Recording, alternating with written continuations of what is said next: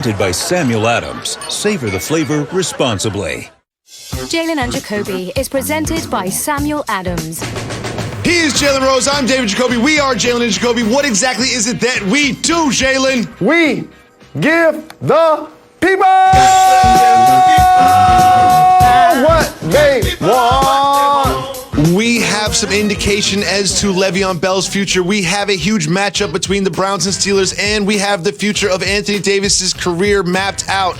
But we start with LeBron James as the world debates who is the GOAT, MJ or LeBron. LeBron took to his Instagram stories and posted this, the fact that he is watching The Last Dance. Jalen, what message is he trying to send by posting The Last Dance while we all debate who the GOAT is? See, unfortunately for me, I was actually on that Indiana team in 1998 that Michael Jordan advanced by. I actually made a jump shot in that documentary. I actually did an interview in that documentary. You know what else I did? I did a GOAT comparisons list on this program yesterday. LeBron is a student of the game, Jacoby. And when he told Rachel Nichols to let us do the debate, he knew once he got his fourth championship and his fourth finals MVP that he had a little more work to do. And that's why he's studying the GOAT, Michael, Jeffrey, Air Jordan. Because LeBron knows with the younger AD, they have a chance to get a couple of more. That now closes the gap between him and MJ. It absolutely does. And LeBron is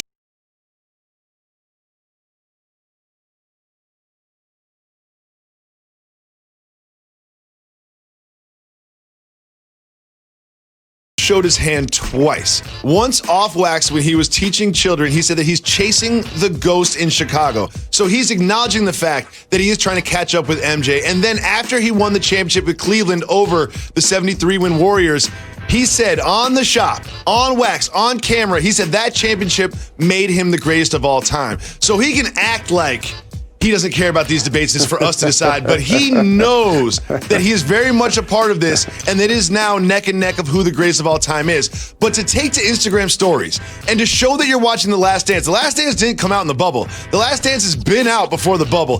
To do that sends a message and further stokes the flame. He's not interested in this conversation, but he is fueling this fire. Why do you think he is making us talk about this?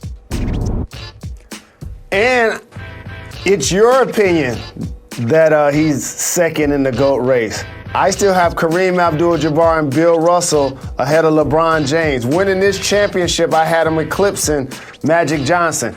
He's a student of the game, Jacoby. He's immersed in understanding the legacy of all of these all-time great players. And he knows to get into that pantheon, he has a few more things to accomplish. So I appreciated him being a student of the game, getting back in the lab. Absolutely. And anyone that has seen The Last Dance knows it's a great way to kill time. Look at Michael Jordan here. Like, you talked about his grace yesterday. Jalen, what was it like to face off against the GOAT? See, the one thing about MJ, and I got to make sure, The Last Dance showed his tenacity and his killer instinct and his ability to be clutch when other people shrink under pressure. But you're watching the most elegant and graceful basketball player to ever do it. That's why we're still wearing his shoes 20, 25 years later. That's why his bald head, his trademark tongue wag is iconic. When the last time you seen somebody play with their tongue out, Jacoby? When was the last time you seen that happen? Never. I've never seen that. I was standing in front of this dude, and I was like, you know what? I might swat at his tongue. I thought about it for a second. I was like, is that nasty? Is that defense? Or is that just weird? And then I realized he flick out his tongue and he put it back in so fast, it's quicker than his first step. And that dude, dog, every area of the floor, from three, the post, with his back to the basket, steal the ball from you, offside D. Look at his final play as a member of the Chicago Bulls. Stole the ball from Karl Malone, goes coast to coast, isolates, crosses over Byron Russell, makes the game-winning walk-off shot. That's what LeBron is watching, because that's what I wanted to see in Game 5. So the King getting ready for next year, that's why he's watching. That's why he is watching. And Jalen, one of my favorite things about you is you actually checked into a basketball game thinking to yourself that you were going to stop Michael Jordan from scoring. God bless your confidence, Jalen Rose. Moving on to the NFL, we have no Thursday Night Football, but we have a huge game this weekend between the Steelers and the Browns. And Kareem Hunt, in front of this matchup, said that this one is for Miles. This one is for Cleveland Browns fans. Jalen, the Browns have a pivotal game against the Steelers. This is if we find out if they are for real. What do you expect to see on Sunday? Every time the Steelers come up, remind me to ask the question, when is Mike Tomlin going to get one of those contracts that the head coach in Carolina got? That's first and foremost. Second, as I look deeper into the Browns team and the construction of it, Jacoby, the strength of their roster in a lot of ways is their offensive and defensive lines. It's not beautiful to watch, but they pushing people off the football. And when Chubb was playing along with Hunt, they was running all over whoever was in front of them. And then all of a sudden you get reverses for Odell Beckham and you unlock all of the weapons that you have. And so don't be surprised, Jacoby, if they're hovering 10-win team. And I know so many people that love the Browns, including B-Lo that's going to be watching this show, that work for our network, that's going to be surprised that I'm saying a team with Baker Mayfield under center is going to win 10 games possibly this year. But looking at their schedule, I've figured something out about this squad and watching them play, in particular since Odell and Mayfield got there. They're a squad that does a great job of front running. And so, because they're a lot more talented than the people that they face. And if you look at that schedule, I see the Jaguars, I see the Giants, I see the Jets. Those chances to get dubs. And so don't be surprised if Cleveland outplays expectations this season like people anticipated they should have when they first put this group together.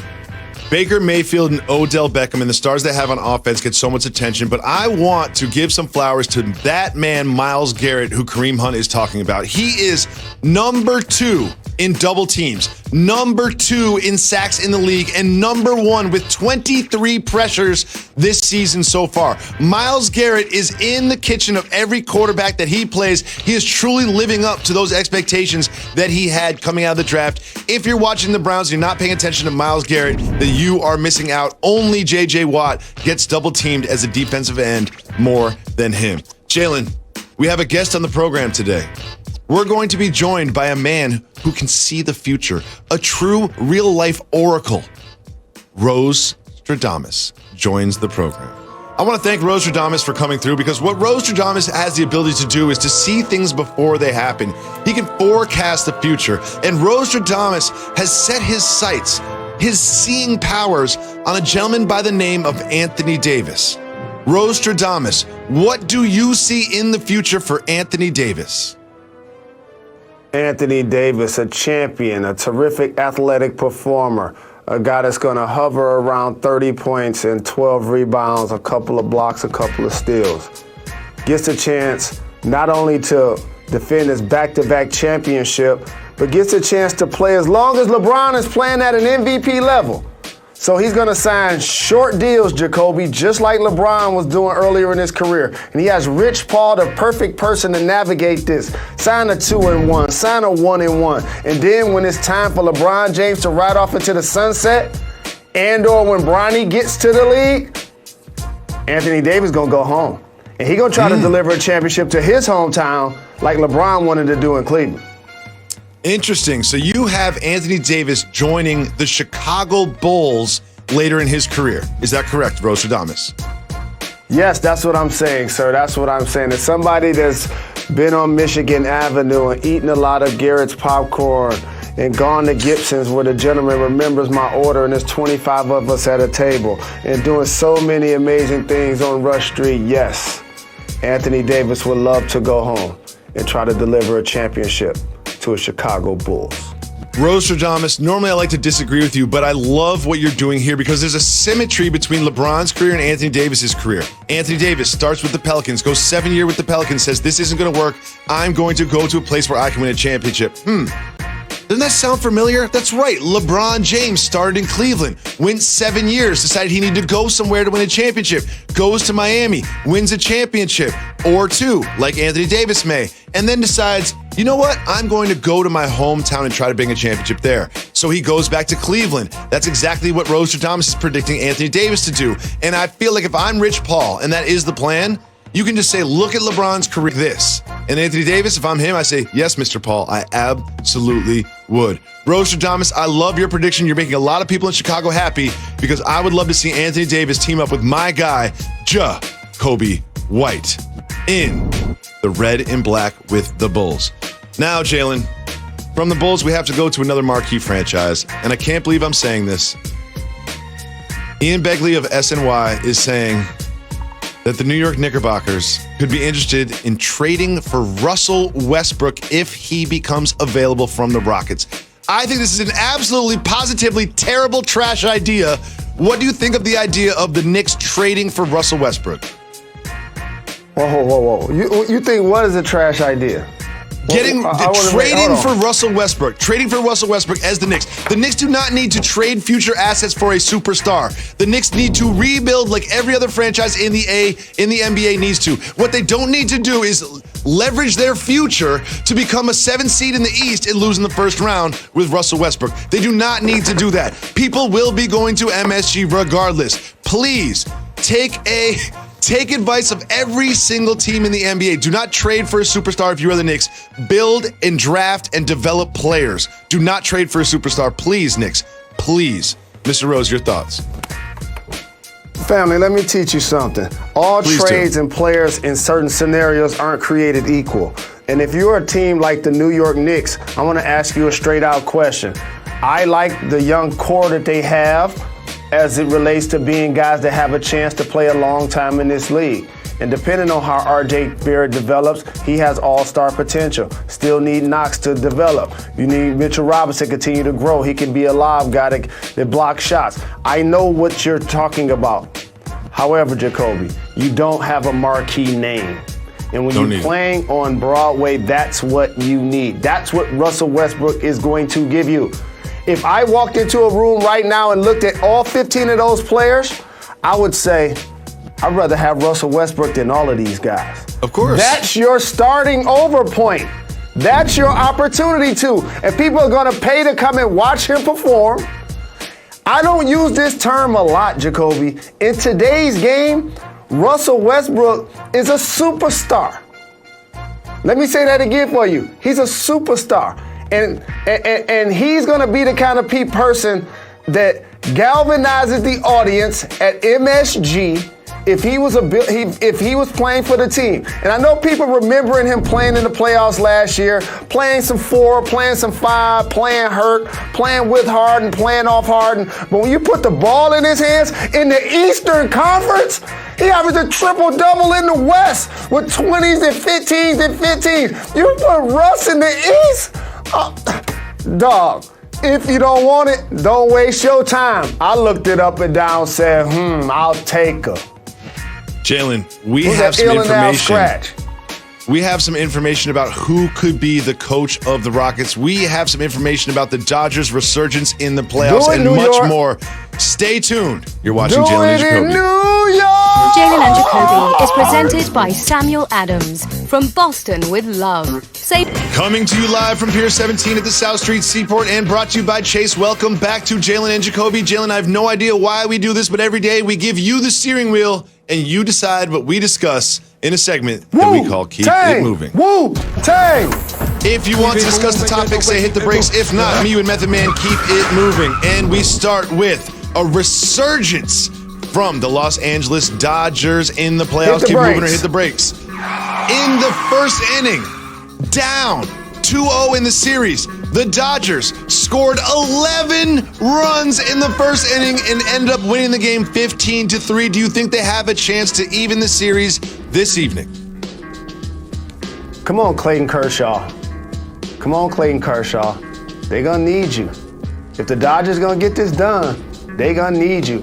And one thing I don't like to see is an unhappy Magic Johnson. He got a chance to get a ring with the Dodgers and the Lakers weeks apart. If Clayton Kershaw can find a way to be that postseason performer that has eluded them when they needed him the most, that is what's going to get them the World Series. Other than that, Atlanta going to get it done. Kershaw had back spasms when he was slated to start last time. He is supposed to start on Saturday. Hopefully they will get a win, because one thing I know is the Dodgers have been on the precipice of greatness year after year after year. After great regular seasons, they disappoint in the playoffs, and I want this year to be different. They clearly are, to me, the best team in Major League Baseball, and I hope that they can come back and win this series. Moving on, we have some new information about who could be coaching the Houston Rockets. Keep moving or hit the brakes. Our colleague Jeff Van Gundy has met with the brass in Houston and could potentially be the head coach. What do you think about this potential fit? I think something bigger about this fit, Jacoby, is that the next coach is not going to want to inherit Mike D'Antoni's style, which means playing James Harden with Russ. That's why the previous report about Russ was so very important. I believe Jeff Van Gundy would be an amazing coach in Houston because he follows that team closely. He lives in the area. And like Ty Lue, they both would challenge James Harden to do more than be a terrific, amazing isolation three-point shooter. I think they would challenge him to move without the ball, to get cuts, to get in 3-on-2 fast breaks, that type of thing. And so if they do hire Jeff Van Gundy, that's what I anticipate them doing, making a trade for Russ. I absolutely love Jeff Van Gundy. He's just one of the people that I've admired for so long, and I love what he does on the games. But if he gets hired, I don't see Jeff Van Gundy putting PJ Tucker at center. Something tells me that if they hire Van Gundy, they will have a more traditional roster, which involves getting a big man and potentially, as you mentioned, trading Russell Westbrook. Moving on, the Pro Bowl has been canceled. Keep it moving or hit the brakes. Oh, they still play the Pro Bowl? Since 1949, I didn't realize. Keep it moving. We'll keep it moving. We keep it moving. We now are very close to an announcement of Conor McGregor's next fight. Hit the brakes on this one. Hit the brakes. Conor McGregor is very close to signing a deal to fight Dustin Poirier on January 23rd. And let me say this about this fight.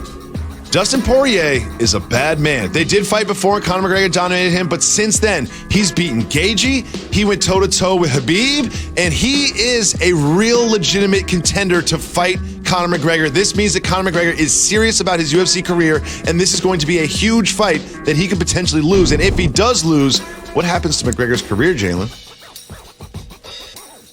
It's going to take him for being a marquee name. I remember standing on the stage when he was about to fight Floyd, and once that fight happened, he endeared himself to the public. He did better than a lot of people assumed that he would, but more importantly, he got the biggest check of his career.